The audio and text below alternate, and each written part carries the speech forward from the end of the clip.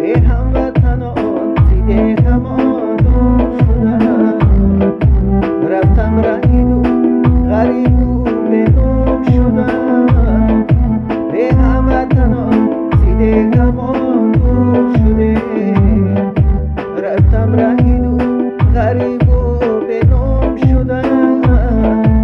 سری ندیدم تیزکای زیبایم، از لذت زندگی من دور شدم. سری ندیدم تیزکای زیبایم، از لذت زندگی من دور شدم. نهال دارم بیمارم، کس نپرسد ز احوالم.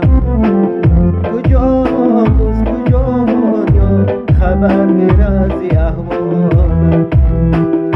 ببینم بار دیگر روی زیبای پدر مادر، و گوشم آید از هر سو صدای یکم دادم. ببینم بار دیگر روی زیبای پدر مادر، و گوشم آید از هر سو صدای اپم مادر.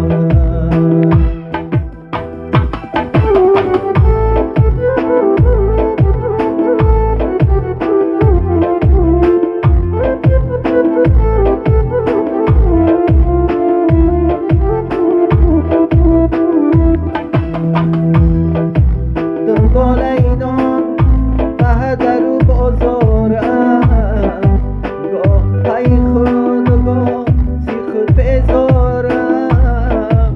از غصه و تشویش و ستمهای نیار،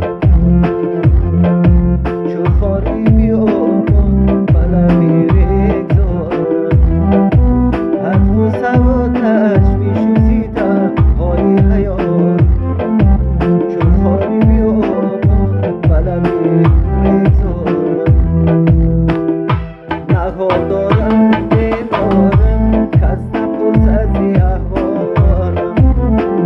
کجا دوست کجا یار، حیات ز احوالم. نهال دارم بیمارم، کس نپرسد ز احوالم.